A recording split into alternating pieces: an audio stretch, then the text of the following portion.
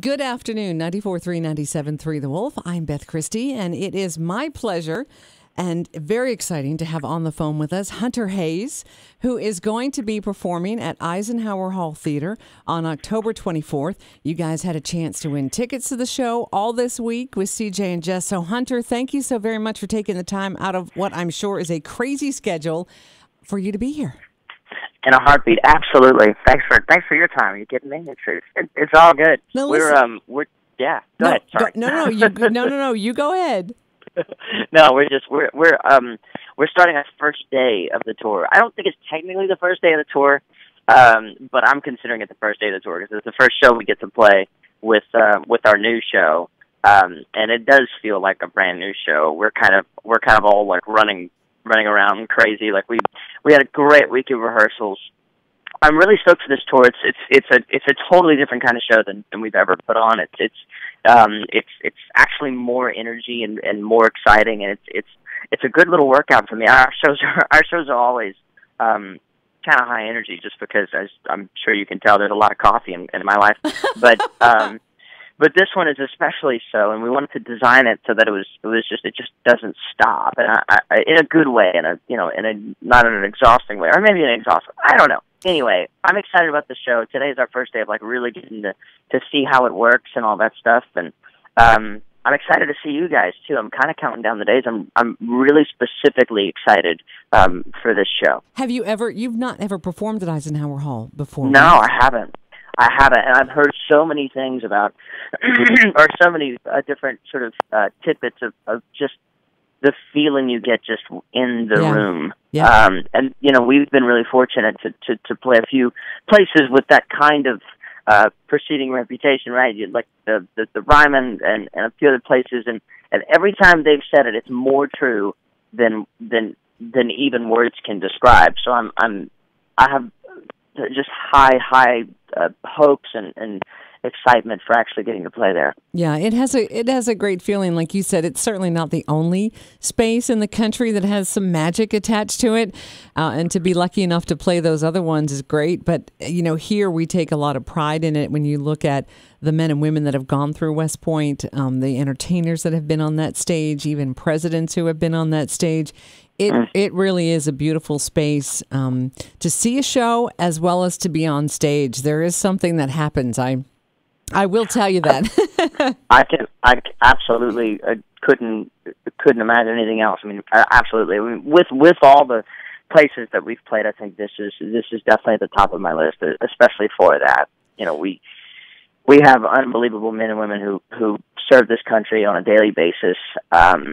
And we love them and appreciate them so much. So this show means a lot to us. Yep. Yeah, absolutely. So, Hunter, I have to tell you, when you're saying your show's going to have more energy, and I went, how is that possible? I don't understand that, because to me, you really are an entertainer. You do not just, okay, here's a song, I wrote it, have a good time. Like, you are in it, you are in the moment, you bring the audience with you, you have that ability. Have you always known you had that ability? Is that something that you've just been honing and perfecting as you go along? Well, that's very kind of you. Thank you. I appreciate that. I don't know. I don't see it as necessarily ability. I just see it as passion. You know what I mean? Because it's not really something you can prepare as much as you can prepare, like what we've done in the last week, rehearsals, music arrangements. I'm obsessed with lighting and production, so I'm, annoyingly hands-on in most of it. But I mean, the magic of it is, it's fun. I love being on stage. That's where I feel like I can be myself. Right. And I feel like that's where I am most myself. That's where I feel sort of centered, if you will, and I look forward to every day on the road. I look forward to the show. Everything's calculated towards the show. It's like that's all I think about. It's all my spare time is spent thinking about the show even more, which I know even more annoys the people around me. It's always shop talk, but it's funny because we definitely had that conversation too. It's like, how do we make the show more energetic? And we were all kind of like scratching our heads, going, "Well, we've got a lot of stuff in a short amount of time." but hey, let's see what we can do. Let's see how we can make it more so. So we kind of really worked hard this week on trying to sort of raise the bar, to try to figure it out. Not raise the bar, but because that's such a stupid thing to say. But like, just, I don't know, up the ante and see what we can, where else we can bring the show. Because I know a lot of people, we're really, I feel like, lucky to get to say this. A lot of people have seen, either pieces of our show or even our full show. But even the people who saw our show a week ago, I always want them to come to a show a week later and be caught off guard by something and surprised by something. There's always got to be something new. And this show definitely does that. As a fan, I got to tell you, that is so appreciated because, it's not always easy for people to get to shows, whether it's a schedule or whether it's a money issue, and to have someone who is an artist, who is a musician, who thinks about it from the audience perspective and from a fan's perspective, I think is really refreshing and really powerful, and why folks adore you. Many, many people adore you. I think that's a great philosophy. Well, thank you. Well, we're all just complete geeks. We love music. We love going to shows, and because we love going to shows, I think is even more of a reason to love being a part of one. And we do. We have a blast, and we want to make sure that above all that gets communicated, and that we're not the only ones having as much fun as we have, because it would be a shame, honestly. Now, let me ask you a question. When you put this together, do you draw on past concerts that you've seen or other artists? And if so, who are those folks that may be an inspiration to you? Totally. I mean, we're always inspired. It's not like big concepts. It's more, well, I guess it is more like big concepts. Like, it's not like specific things. Like, you can't pinpoint them. You almost couldn't trace them back. But there's more spirit, things that we feel. Like I love going to a Michael Bublé concert.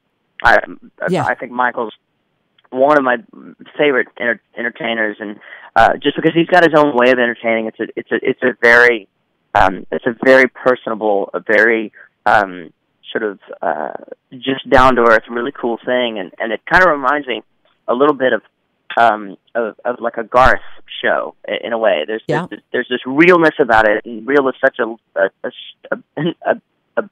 not the best word to use there, but it is real. It's very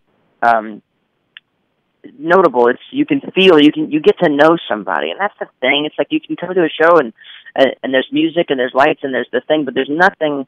There's no connection if you don't get to know the people on stage, and Michael's really good at that. Garth's really good at that. So it's that kind of thing. It's like that feeling I get when I watch a Michael Bublé show. I hadn't met him up until last summer, but I felt like I knew him already. And when I met him, the coolest part was he was exactly who I thought I knew, and I think that's something that I've worked really hard to try to not figure out, but more allow, because you don't script that. You can't figure that out. Right. It just has to happen, and it only happens when everybody in the room is just feeling it. When everybody in the room is on kind of on the same page, and the show just has to allow for that to happen. You know. I completely agree. It's funny because I thought of Garth Brooks when I first saw you perform. I saw you on some award shows and on some specials. I had the chance when Garth, right before he won the Entertainer of the Year for the first time in CMAs back in the 90s, to bring him on stage at our local county fair in Pennsylvania. And his show, it is that he connects with the audience. The people feel that the show would not be as good if they weren't there. And that is something that you can't teach. And I think that, when I watch you, and the way that people connect with you, you are a musician. You love it. You can hear it in your voice. You can see it in what you do. And it is, when you say it's your passion, we all believe you. We all believe you because we see it, because you put it out there on the page and on the stage. It's right there. So that to me is great. And once again, just to remind folks, you're coming to town. It's at Eisenhower Hall Theater on Saturday, October 24th. You can head to HudsonValleyCountry.com. We have the link there to get tickets. But I know you've got to go. But before you go, let me ask you something. If I were to pick up your iPod or whatever you're playing, what is the last 3 songs that you've listened to? That new Brett Eldridge record is just, I'm such a fan. I love it. I absolutely love it. So whatever the last 3 songs that were on shuffle from that record, I think Okay. it was Time Well Spent, the Wasted Time is Time Well Spent. There was Fire, or whatever the first song. Yeah, Fire. And then there's, I think Shadow. I love that song. I Very love his cool. record. Very Such a cool dude. Hunter, thank you so very, very much for taking the time and being here. And I cannot wait to see you. Folks cannot wait to see you.